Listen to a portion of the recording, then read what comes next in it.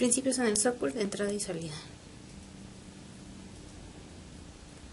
La idea básica es organizar el software como una serie de capas donde las capas inferiores se encarguen de ocultar las peculiaridades del hardware de las capas superiores y las capas superiores presenten una interfaz agradable, limpia y regular a los usuarios.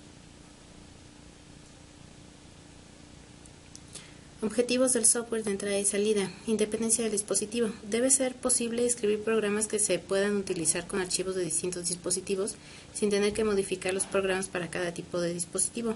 El problema debe ser resuelto por el sistema operativo. El objetivo de lograr nombres uniformes está muy relacionado con el de independencia del dispositivo y todos los archivos y dispositivos adquieren direcciones de la misma forma, es decir, mediante el nombre de su ruta de acceso. Manejo de errores de entrada y salida. Generalmente los errores deben manejarse lo más cerca posible del hardware. Solo si los niveles inferiores no pueden resolver el problema, se informa a los niveles superiores y generalmente la recuperación se puede hacer en un nivel inferior y de forma transparente. Otro aspecto clave son las transferencias por bloques o controladas por interruptores. La mayoría de la entrada-salida es asíncrona. El CPU inicia la transferencia y realiza otras tareas hasta una interrupción. La programación es más fácil si la entrada y salida es síncrona por bloques. El programa se suspende automáticamente hasta que los datos estén disponibles en el buffer. El sistema operativo se encarga de hacer que operaciones controladas por interruptores parezcan del tipo de bloques para el usuario. También el sistema operativo debe administrar los dispositivos compartidos, por ejemplo los discos y los de uso exclusivo, como las impresoras.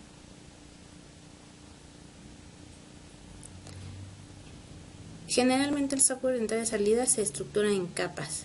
Estas son manejadores de interrupciones, manejadores de dispositivos, software que sea independiente de los dispositivos y el software para usuarios.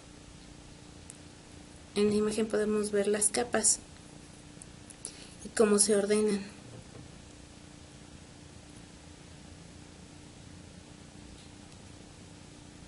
Manejadores de interrupciones. El primer objetivo referente a los manejadores de interrupciones consiste en que el programador o el usuario no debe darse cuenta de los manejos de bajo nivel para los casos en que el dispositivo está ocupado y se debe suspender el proceso o sincronizar algunas tareas.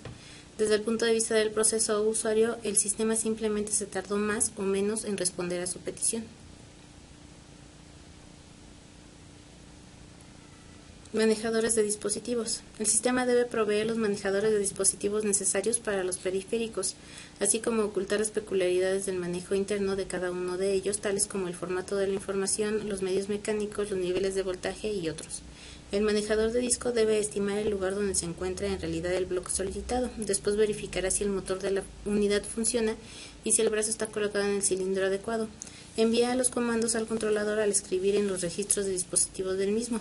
Frecuentemente el manejador del dispositivo se bloquea hasta que el controlador realiza cierto trabajo.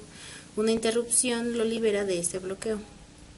Al finalizar, la operación debe verificar los errores. Si todo está bien, transferirá los datos al software independiente del dispositivo, regresará la información del estado sobre los errores a quien lo llamó y así inicia otra solicitud pendiente o queda en espera.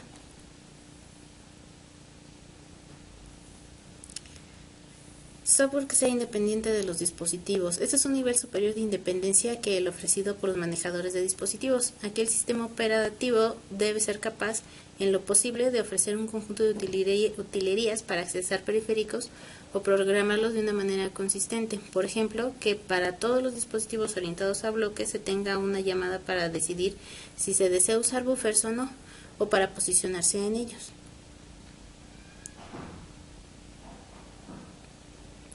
Software para usuarios. La mayoría de las rutinas de entrada y salida trabajan en modo privilegiado o son llamadas al sistema que se ligan a los programas del usuario formando parte de sus aplicaciones y que no le dejan ninguna flexibilidad al usuario en cuanto a la apariencia de los datos.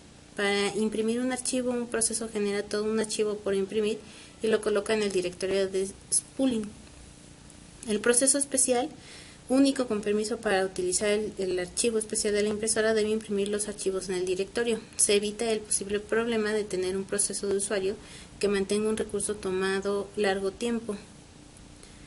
Un esquema similar también es aplicable para la transferencia de archivos entre equipos conectados. Un usuario coloca un archivo en un directorio de spooling de la red. Posteriormente el proceso especial lo toma y transmite. Un ejemplo de esto son los sistemas de correo electrónico. La bibliografía.